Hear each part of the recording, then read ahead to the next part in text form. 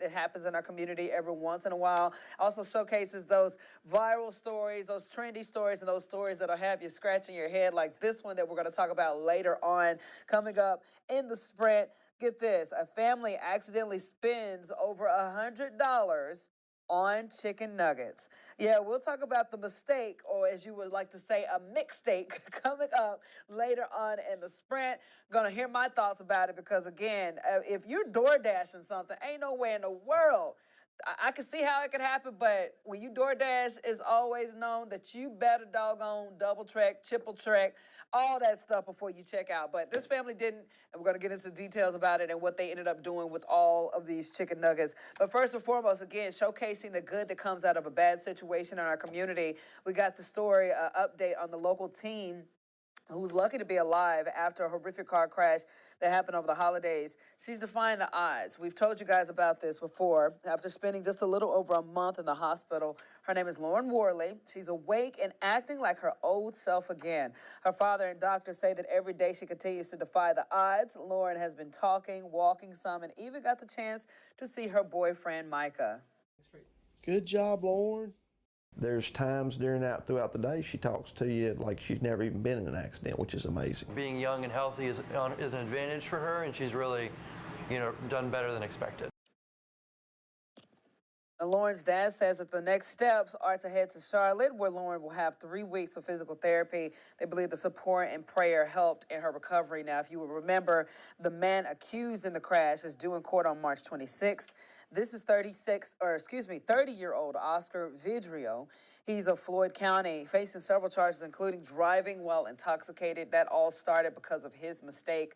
And again, stories like this should encourage people to, it's not that serious. Put the bottle down. If you are that, you just got to have a good time. Have a backup plan. Never drive, because again, this girl's life and her boyfriend, their lives are going to be different forever.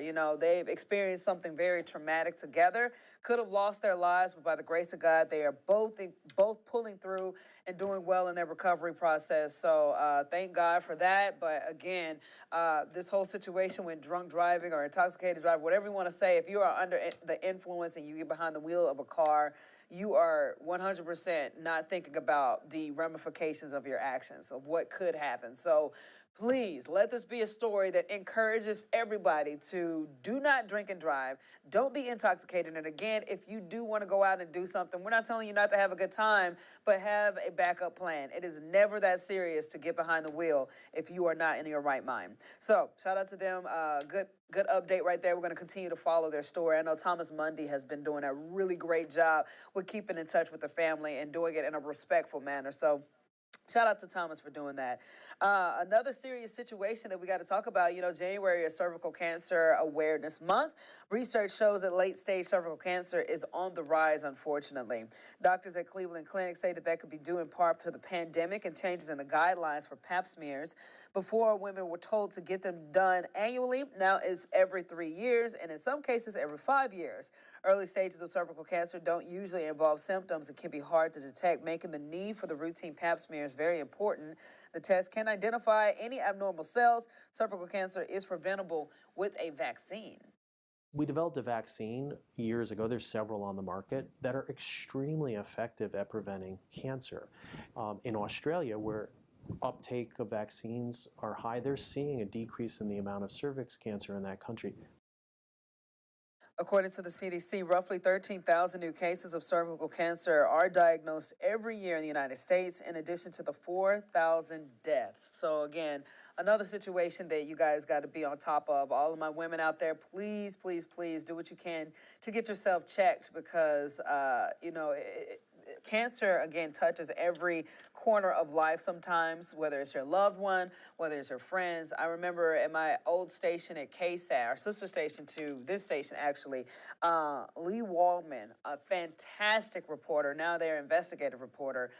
We were just talking, and she was talking about how she was a survivor of cervical cancer, and that right there shook me to my core, to where I was like, dang, it can happen to anybody. She's super young, super duper energetic, very active, and she was hit with it. So again, this is something not to play with, and this month being the awareness month, this is a way for everybody, and another reminder to everybody, just go get checked. It can't hurt.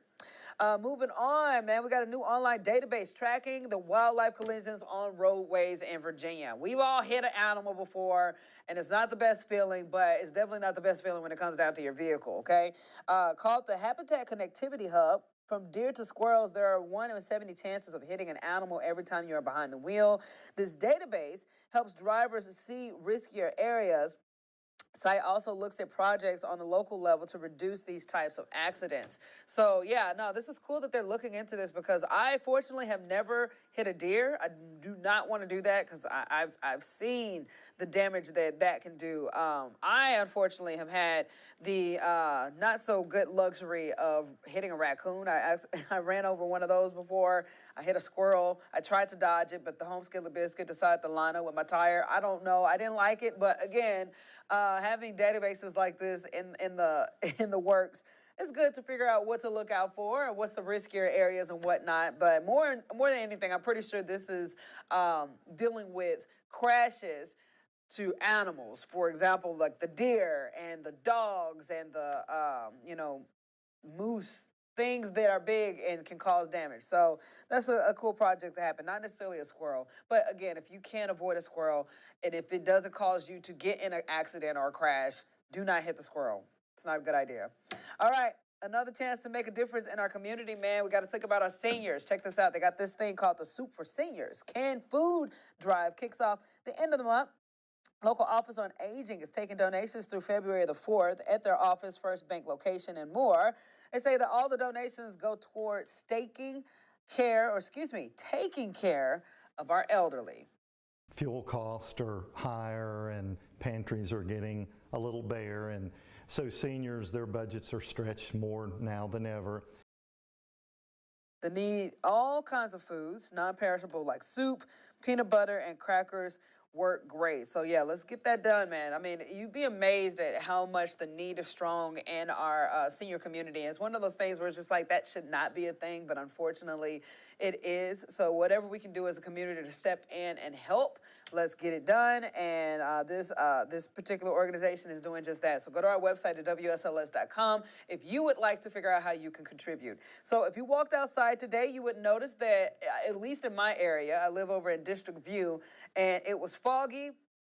The ground was damp a little bit, and I did not see one patch of that leftover annoying frozen solid snow. You know, those snow patches that just seem like they do not want to go away. Well, yeah, everything had melted.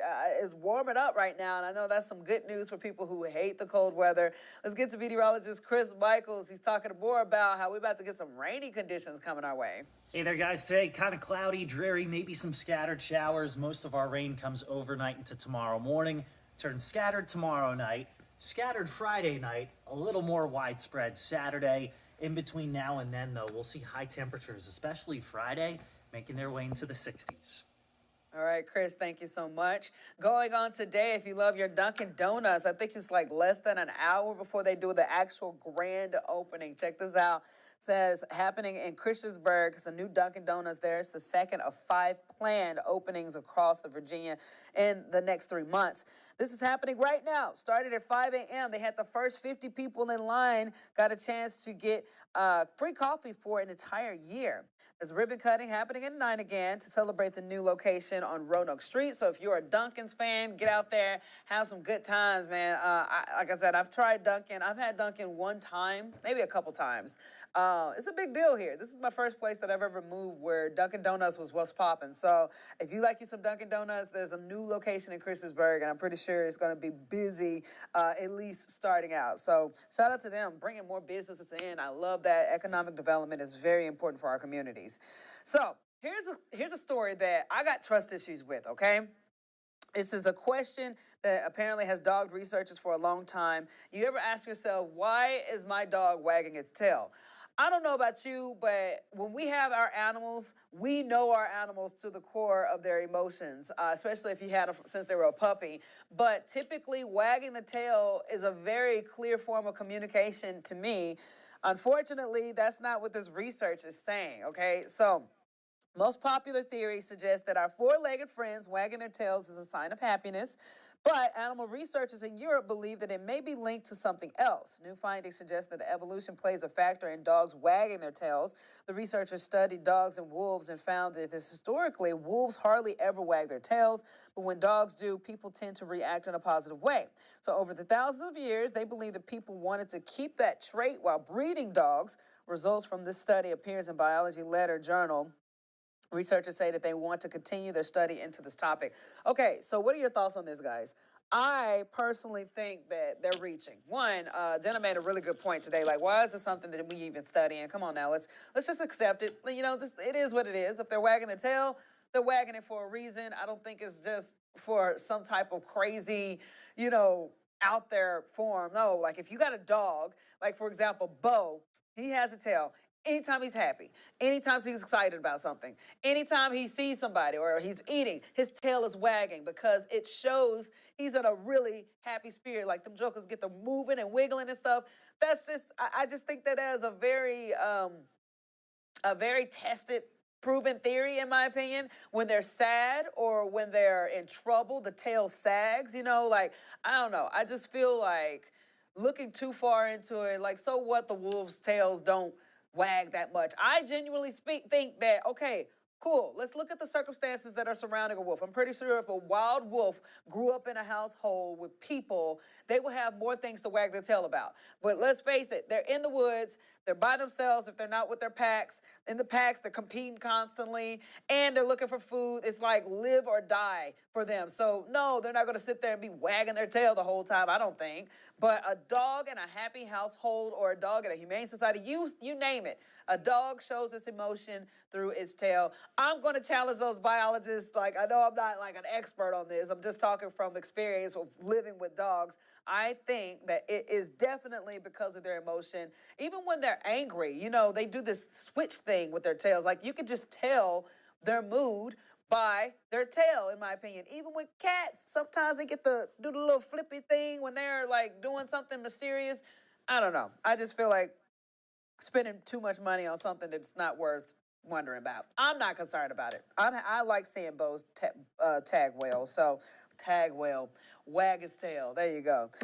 Okay, so let's get into this one. Speaking of dogs, man, we got something cool coming from our area. The lineup is set for this year's Puppy Bowl. There will be several dogs representing the Commonwealth during the 3-hour matchup. Check this out. One of the competitors on Team Fluff is a Shar-Pei named Cronut. I hope I'm saying his name right. It's actually from our area. He was initially surrendered to the Franklin County Humane Society in August before being transferred to the Shar-Pei Rescue Virginia in Chesapeake. Either way, staff say that they're proud of their hometown player.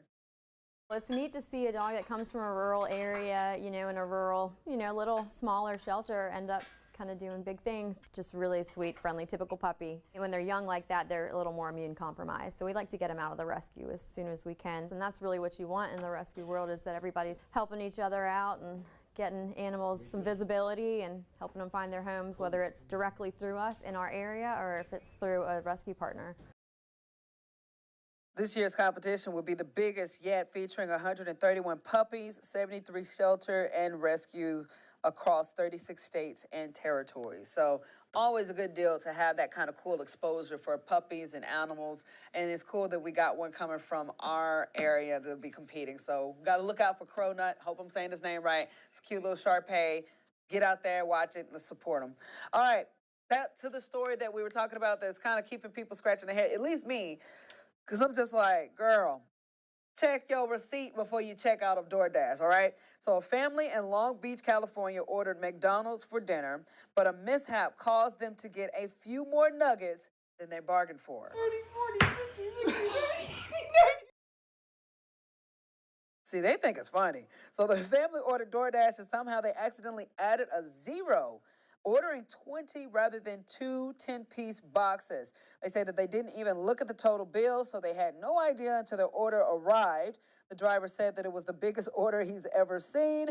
The family says that they ended up giving most of the McNuggets to the homeless. So full transparency matters. I was looking at this story and my brain was adding too many zeros to it, and I thought that they spent over $1,000 worth of money on McDonald chicken nuggets, which would have been, I think, a bigger, like, whoa, dude, what were you thinking?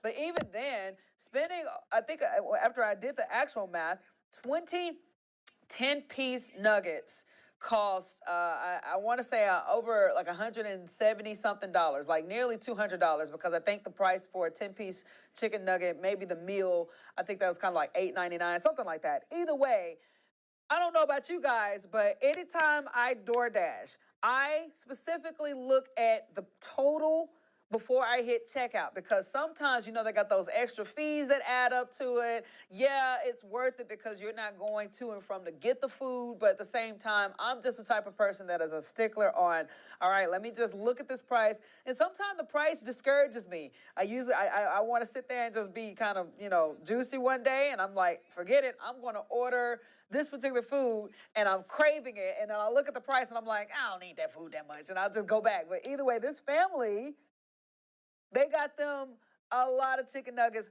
Fortunately for them, something that I did read, the family decided that even though there was a lot of nuggets for them to eat, they gave it back to, I think they gave it to the homeless community so that they could have, any extras. They just went around giving it to people who needed it. So it went to a good cause. I'm all about that. But at the same time, you just got to check that total. Let's bring Jazzy Jazz in on this. Jazz, are you with me? How you doing? I'm doing good today. Hey. So come on through the week. So tell me, what do you think about this? Like, honest, because you DoorDash before, right?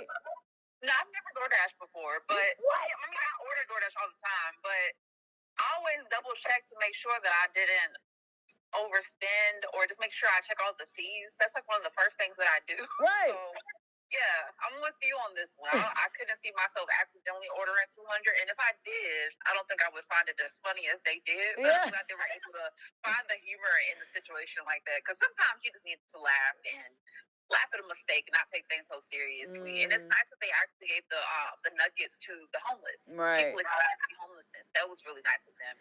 So, they were able to turn a mistake into something beneficial. Man, So, my thing is, Jazz, tell me you got money without telling me you got money. I'm laughing.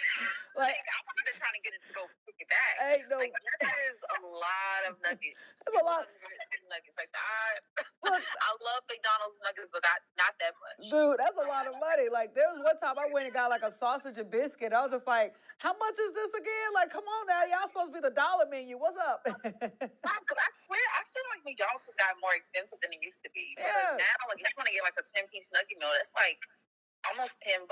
Yep. Again, yeah, they definitely must have a lot of money, because at least they were able to find the humor in it, though, and I think that's a good thing. And not only that, but they were able to turn like a crazy situation into something good, because they could have very well just been mad and angry and throw all the nuggets away when they took upon themselves to make use of it and give back to people who are experiencing homelessness. So a crazy situation, but I'm glad they could find some sort of positive in it and also get back to the community in the process. So, but if it were me, I don't even know how I would react. I know I wouldn't be laughing.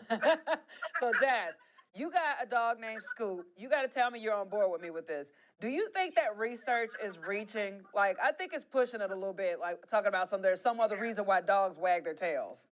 I think that's taking it a little, like, a step too far. I don't think money should be invested in these sort of studies. It's like you said, it's been known for a while that when dogs are happy, they wag their tail. And my little dog Scoop is the same way. Like, whenever he gets excited, he wags his tail. When he's happy to see me, he wags his tail. One time that I noticed, like, even when he's nervous, he'll like put his little tail between his legs. Yes. So it's a way of kind of expressing their emotions and kind of like showing us how they feel, and like it's a good way for us to tell how they feel. But as far as thinking it's a part of the evolution and connected it to wolves and things like that, I think that's taking it a step too far. Man, talking about some evolution. Man, my dog happy. That's what it is. I mean, he happy. Like this dude, like he's sending a signal to outer space or something. Like, no, it's a dog. It's a towel wagging his tail. Okay, tell me, do we have any viewers or comments today? Man, we have a comment from Alfredo, and he says he's watching from the Philippines. Ooh, where are you from? Thank you for watching. What's his name? Let me refresh our Facebook and see if we have any comments on there. What was his name again? Alfredo. Alfredo, shout out to you, boy. Look at him for the Philippines. no. We appreciate you watching. Yes. But yeah, that's all the comments for today. Sweet. Oh, it's cool, Jazz. Thank you so much, girlie. All right, bye. Bye. All right, guys. Thank you so much for joining us on the Morning Sprint. You know we be talking. If you got something to say, if you want to comment on what we've just talked about with the whole dog wagging tail story, I'm sorry, that got me fired up a lot more than what it should. But I'm just like, come on, man. Don't. It's not that. Stop trying to make it into something. That's one of my biggest pet peeves is when something happens and somebody tries to make it into something way more than what it was. Like, sometimes it can be that simple. And if a dog is wagging its tail, it's not trying to form a whole seance or something. It's just simply showing some emotion. If I had a tail, I'd be wagging all the time, but I don't have one. Anyways, thank you guys for joining us on the Morning Sprint. We'll be back here again tomorrow morning, 8 a.m. at WSLS.com.